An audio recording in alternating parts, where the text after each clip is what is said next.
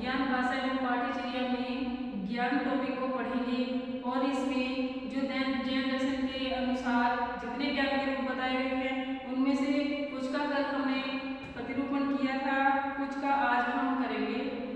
अब उसमें कल बताए गए थे 6 रूप बताए हुए थे। आज उनमें से जो 2 बचे हुए हैं उनके विषय में पढ़ेंगे। उनमें से है मन, पर्यावरण, ज्ञान।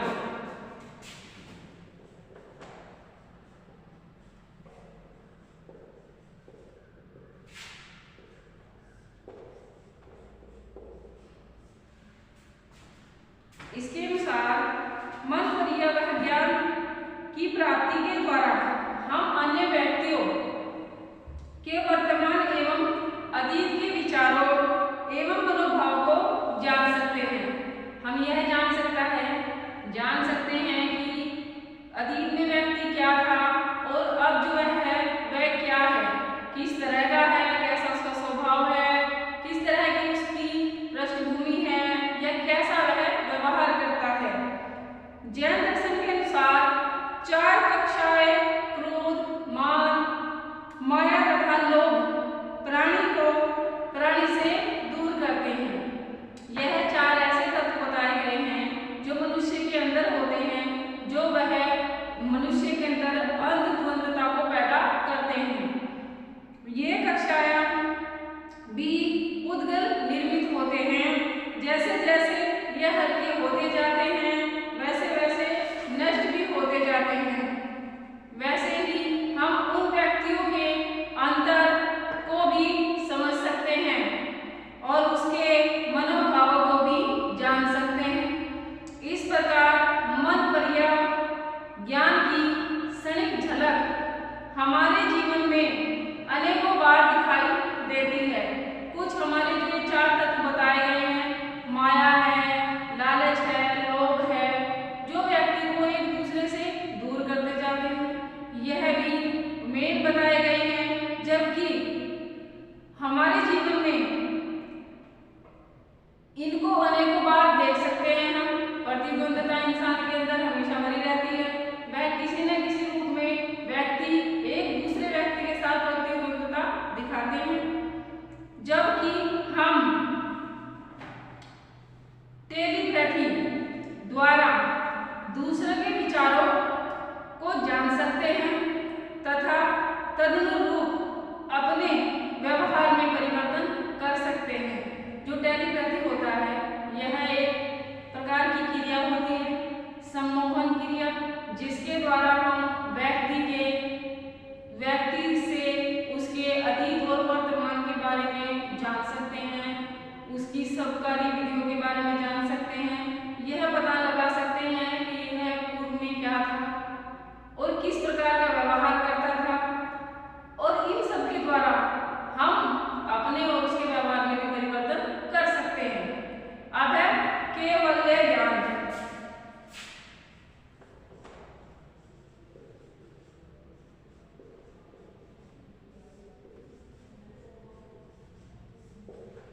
केवल्य ज्ञान वह ज्ञान पूर्ण ज्ञान है जिसके द्वारा समस्त द्रव्यों एवं उनके पर्यायों का समुचित ज्ञान हो जाता है।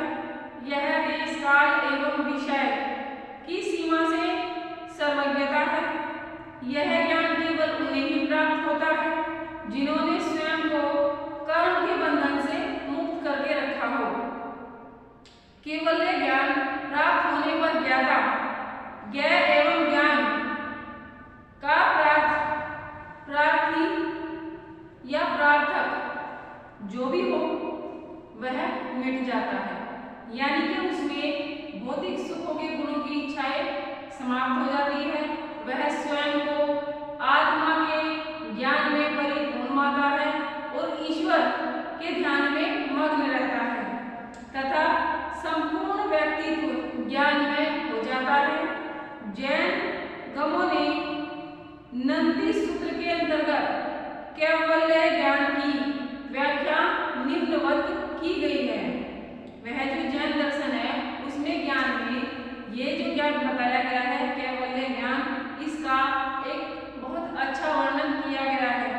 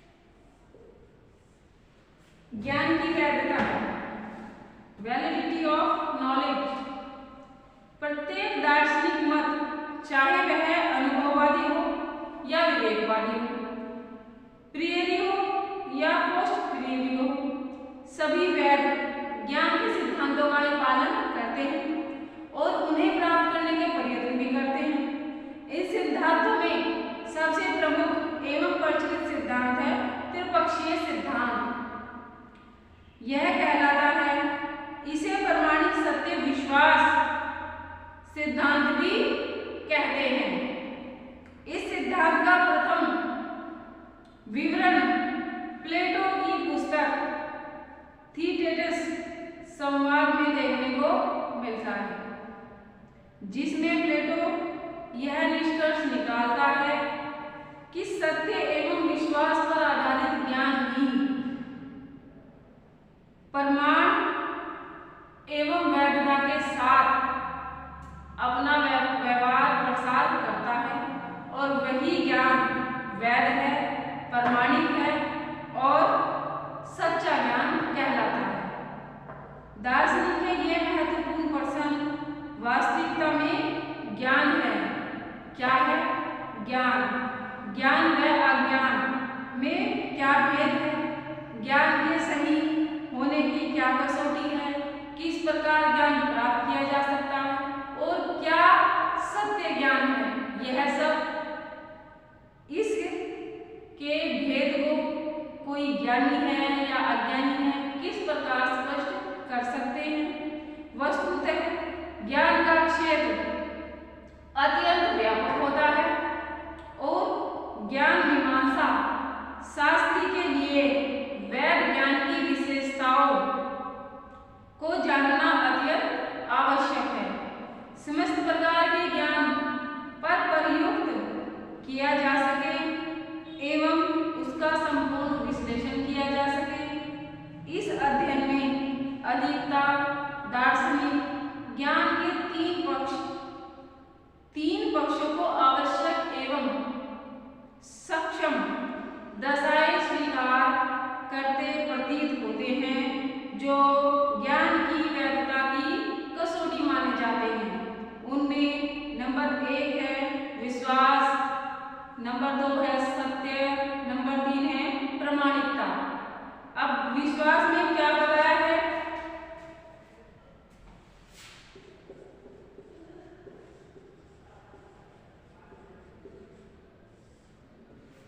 विश्वास, यदि हम स्वयं अपने ज्ञान का निरीक्षण करें तब हम पाएंगे कि ज्ञान एक मानसिक दशा है। यदि हम किसी विषय में चिंतन ही नहीं करेंगे तो हमें उसका सच्चा ज्ञान प्राप्त नहीं होगा और न ही हम उसके विषय में अपनी कोई सोच समझ या विचार रख सकेंगे। हमें उक्त विषय का ज्ञान है, यह विश्वास है यदि, तो उक्त विषय हमारी इच्छा या कल्पना का विषय होता है तो यह ज्ञान नहीं कहलाएगा। उदाहरणतः चांद पर दिखने वाले धब्बे को मानवीय आकृति के रूप में मानना एक विश्वास है, परंतु यह केवल एक कल्पना का विषय है। यह हमारी एक कल्पना है कि जो चांद में दिखाई दे रहा है वह एक धब्बा है और उस धब्बे में एक मानव की आकृति है। क्योंकि अगर हम तर्क करेंगे, चिंतन करेंगे और वैज्ञानिक दृष्टि से देखेंगे तो चांद पर वह जो धब्बा है वह एक धब्बा मात्र दिखाई देगा, परंतु आध्यात्मिक रूप से अगर हम सोचेंगे, अपनी कल्पना में देखेंगे तो हमें वह एक मानव आकृति के रूप में प्रतीत होगी, जिसकी पुष्टि न होने के कारण असत्य है, अर्थात वैध ज्ञान नहीं है। यह बताया गया है कि अगर हम इसका चिंतन और तर्क के आधार पर ज्ञान प्राप्त करेंगे तो हमें पता चलेगा कि यह ज्ञान सत्य है या असत्य है, चांद में धब्बा है या मानव आकृति है। यह हम असत्य भी साबित कर सकते हैं अगर हम उस पर तर्क और चिंतन करेंगे तब, परंतु यह देखना एक कल्पना का विषय भी है। इस प्रकार ज्ञान मस्तिष्क की वह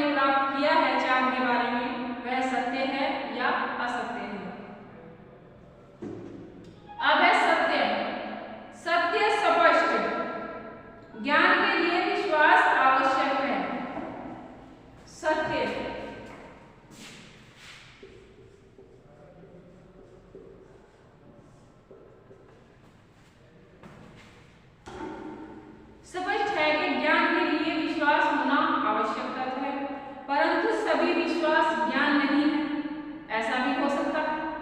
अतः विश्वास ज्ञान एक आवश्यक दशा है, परंतु एकमात्र दशा नहीं है। ऐसा अनेक बार देखा गया है कि व्यक्ति विश्वास में ही गलती कर बैठता है, परंतु ज्ञान को सही व वैध होने के लिए विश्वास का सत्य होना भी आवश्यक है।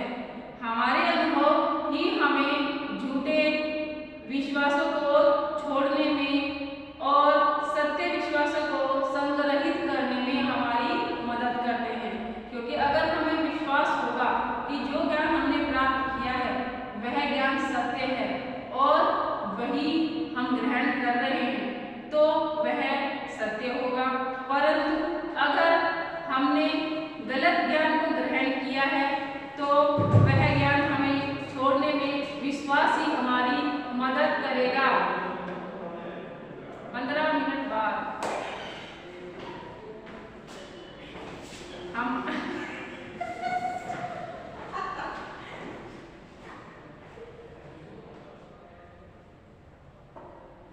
हमारे अनुभव हमारा ज्ञान वैध हो सके, इसके लिए उस ज्ञान को विश्वसनीय होने के साथ साथ सत्य भी होना आवश्यक है। अतः सत्यता ज्ञान की दशा होती है। यदि एक विश्वास सत्य नहीं है तो वह ज्ञान नहीं होता है। इसी आधार पर मानवीय सभ्यताओं ने वैज्ञानिक विकास करते हुए अनेक पुराने विश्वासों को सत्य की कसौटी पर कसा है एवं मनुष्य के अंधविश्वासों से बाहर निकलकर सत्य ज्ञान को प्रकाशित किया है। वह ज्ञान वह है जो अंधविश्वासों को तोड़कर रूढ़ी परंपराओं को मिटाकर साफ स्वच्छ और एक सत्य ज्ञान जो मनुष्य के जीवन जीने के स्तर को ऊंचा उठाकर परंपराओं को दूर रखकर और रूढ़िवादिताओं को पीछे छोड़कर जो महत्वपूर्ण ज्ञान है वह सबके सामने प्रस्तुत किया है। और आज अनेक रोगों के लिए मनुष्य दैवीय प्रकोप मानकर हाथ पर हाथ रखकर बैठने की बजाय मूल कारणों को दूर करने के लिए उपचार अपनाता है और वैध ज्ञान की एक आवश्यक कसौटी उसकी सत्यता को भी साबित करता है। अब है प्रमाणिकता, जस्टिफिकेशन।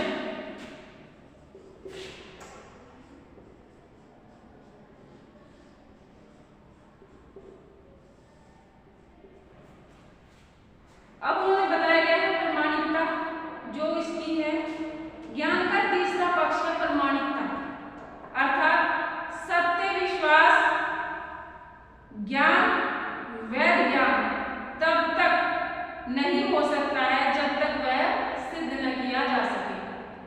वह ज्ञान ही सत्य माना जाएगा जो तर्क की कसौटी पर और विचार विमर्श के द्वारा चिंतन करने के बाद सिद्ध साबित हो, सत्य साबित हो, वह ही ज्ञान प्रमाणिक ज्ञान होता है। यह सही अनुमान वैध ज्ञान नहीं कहा जा सकता और न ही गलत सूचना और झूठा तर्क वैध ज्ञान का निर्माण कर सकता है, चाहे वह कितनी भी सत्य क्यों न हो। और जैसे वजन तोलने की मशीन से निकले टोकन पर लिखी भविष्यवाणी यदि सत्य भी हो जाए फिर भी वैध ज्ञान नहीं हो सकती है, क्योंकि इसे सिद्ध नहीं किया जा सकता। विश्वास की पुष्टि तभी होती है जब वह सत्य मार्ग पर विकसित हो जाता है। विश्वास तभी किया जा सकता है जब हम किसी ज्ञान की प्रमाणिकता साबित कर सकते हो और उसका कोई ठोस प्रमाण हो कि यह जो बात कही गई है यह सत्य है और इसके द्वारा आगे चलकर हमें इसका लाभ ही प्राप्त होगा, न कि इससे हमें कोई हानि प्राप्त होने वाली है। विश्वास की पुष्टि तभी होती है जब वह सत्य मार्ग पर विकसित हो सके। अतः हम कह सकते हैं कि वैध ज्ञान तभी विकसित होता है जब एक विश्वास सत्य एवं प्रमाणिक हो। सत्य व प्रमाणिकता विश्वास की दो भिन्न दशाएं हैं जो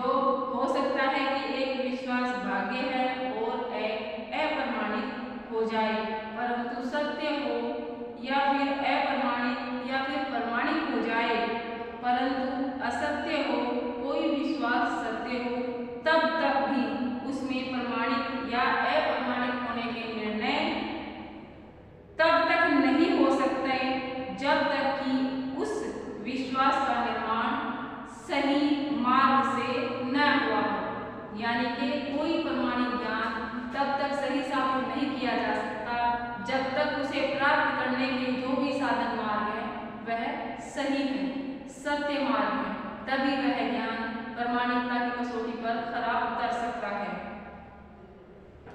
न्याय की प्रक्रिया में न्यायाधीश की यही चुनौती होती है कि वह प्रस्तुत तर्कों, तथ्यों, साक्ष्यों एवं घटनाओं का विश्लेषण कर विश्वसनीय प्रामाणिक सत्य को ढूंढ निकाले और जिसके आधार पर न्याय किया जाए। दो व्यक्ति दो भिन्न तरीकों के आधार पर एक विश्वास को सत्य स्वीकार कर सकते हैं, जिनमें से एक तर्क प्रामाणिक व दूसरा तर्क अप्रामाणिक होता है। इसी प्रकार विश्वास भी प्रामाणिक है और यह नहीं बताता कि वह सत्य है या असत्य है। इसी प्रकार इस मार्ग पर पहुंचने के बहुत से निम्न साधन बताए गए हैं, उन सबको भी ज्ञान के द्वारा प्राप्त किया जा सकता है। वैध ज्ञान को निम्नांकित चित्रों की सहायता से भी स्पष्ट किया जा सकता है। अब है गिटियार समस्या, एक अपवाद।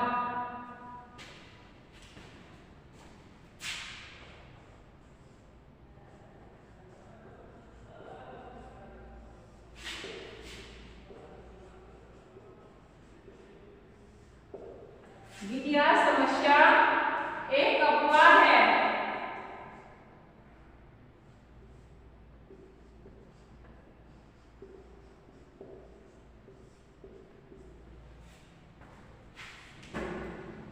वैध ज्ञान के सिद्धांत के रूप में त्रिपक्षीय सिद्धांत का लगभग सभी सिद्धांत ज्ञान मीमांसा द्वारा समर्थन इन सिद्धांतों का किया गया है, परंतु 1963 में एडमंड गिटियर ने इस सिद्धांत को अत्यधिक प्रभावित किया। उनके अनुसार ऐसा उदाहरण लिया जाए जिसमें भाग्य से स्थिति ज्ञान की तीनों सतों को पूरा करती है, परंतु फिर भी वैध ज्ञान नहीं है। गिटियार के उदाहरण के अनुसार यदि मान लिया जाए कि एक घड़ी जो विश्वसनीयता व पूर्ण वैधता के साथ सही समय बताती है, परंतु पिछली रात 11:56 पर बंद हो जाती है, अगले दिन कोई 11:56 पर घड़ी देखकर यह विश्वास करता है कि 11:56 का ही समय है, उसका विश्वास प्रामाणिक है। पर भाग्य से सत्य भी, क्योंकि वह घड़ी 11:56 AM पर दिख रहा था, न उससे पहले न बाद में। तो इस प्रकार का भाग्य से समय का यह ज्ञान सत्य, प्रामाणिक, विश्वास तीनों शर्तों पर पूरा करने के बावजूद वैध नहीं है। मतलब जो रात में हमने देखा था, जिस समय वह घड़ी बंद हुई थी, उसे उसके बाद में सुबह में जब देखा गया तो हमने बिना ध्यान किए ही उसे देख लिया और बता दिया कि हाँ 11:56 पर ही बंद हुई थी, परंतु जब बाद में इस चीज का प्रमाण सिद्ध किया गया कि वह तो रात में ही बंद हो गई थी और अब सुबह में नहीं, परंतु इस बीच की जो घटनाएं थी वह उसमें वर्णित नहीं थी, परंतु तीनों शर्तों पर यह ज्ञान फिर भी प्रमाणिक सिद्ध करने की लगे, लेकिन यह सिद्ध नहीं हो रहे क्योंकि घड़ी उस वक्त बंद थी। और इन तीनों शर्तों को पूरा करना इस ज्ञान के बावजूद वैध नहीं माना गया। अब है ज्ञान, कौशल, प्रशिक्षण, तर्क एवं विश्वास।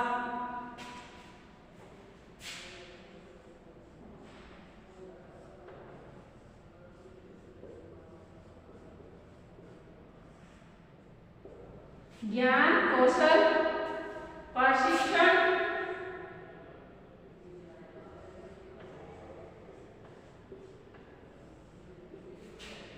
तर्क एवं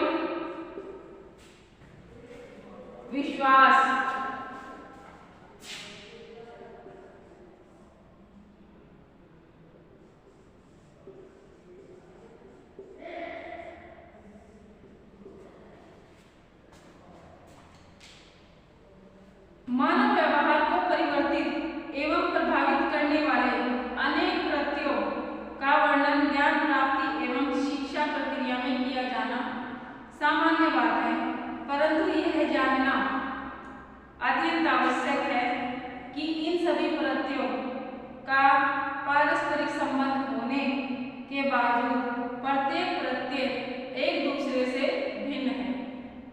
ठीक है।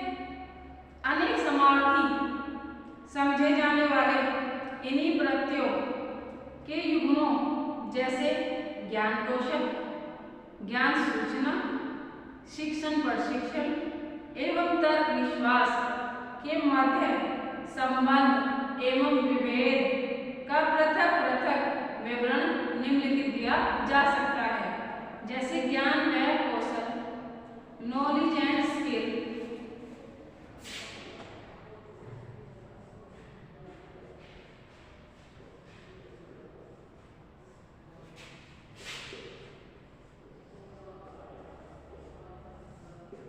ज्ञान और कौशल में क्या बताया गया है कि ज्ञान वह सूचनाएं हैं जो हमारी इंद्रियों के माध्यम से हमें प्राप्त होता है, जैसे सुनना, देखना, पढ़ना, बोलना, स्पर्श करना। ज्ञान का होना हमें यह बताता है कि हमें किस विषय के किस तथ्यों को पढ़ना है और किस वस्तु का हमें ज्ञान प्राप्त करना है, और उसे प्राप्त करने के जो भी सिद्धांत हैं क्या हमें उनकी स्पष्ट जानकारी है या नहीं है।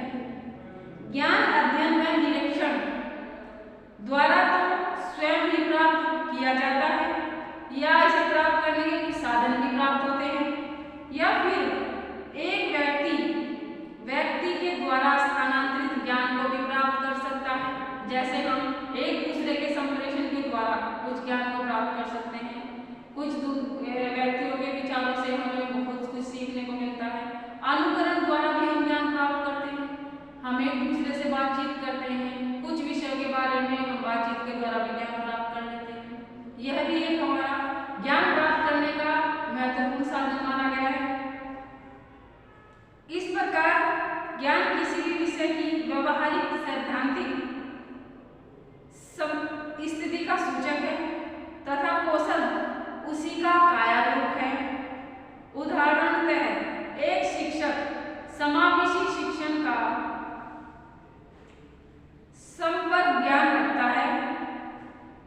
जैसे कोई शिक्षक है समावेशी शिक्षक जो हम सभी बच्चों को एक साथ एक छत के नीचे बैठाकर प्रदान करते हैं, उसमें हमारे सही बच्चे भी आते हैं, कुछ अपने शारीरिक रूप से विकसित बच्चे आते हैं, हाथ पैर इन रूप से जिनके अपंग बच्चे भी आते हैं, जो कुछ रूप से अपने शारीरिक रूप से अक्षम होते हैं, वह सब समावेशी शिक्षा के अंतर्गत आते हैं। और अगर एक शिक्षक को समावेशी शिक्षण का संपूर्ण ज्ञान है, परंतु फिर भी यह जरूरी नहीं है कि वह उस मॉडल का व्यवहारिक सिद्धांत प्रयोग कर सके और उस कौशल को भी प्रयोग कर सके। यदि किसी प्रकार अपने कौशल को दिखाने के लिए उसे सैद्धांतिक रूप से किए गए कौशल का ज्ञान होगा तो वह संपूर्ण ज्ञान को प्रदान कर सकेगा। इसी प्रकार यदि व्यक्ति किसी खेल में संपूर्ण नियमों, तकनीक आदि का पूर्ण ज्ञान रखता है, तब उसका तात्पर्य है कदापि नहीं है कि निकाला जा सकता कि उस खेल के कौशल पूर्वक खेल भी लेगा। यानी कि अगर किसी शिक्षक को किसी का खेल का पूर्ण ज्ञान है, तब यह नहीं माना जा सकता कि वह उस खेल को पूर्ण रूप से खेल भी सकेगा। हो सकता है कि वह खेलने में अक्षम ना हो, सिर्फ उसे उस चीज का ज्ञान हो, वह ज्ञान बताकर बांट सके, उस खेल को खेलने की विधियां बता सके, किस तरीके से खेला जाएगा। हो सकता है वह ना खेल सके, वह इस रूप में अपने आप को अक्षम समझता हो, जब तक कि वह उसका व्यवहारिक अभ्यास ना करे, जब तक वह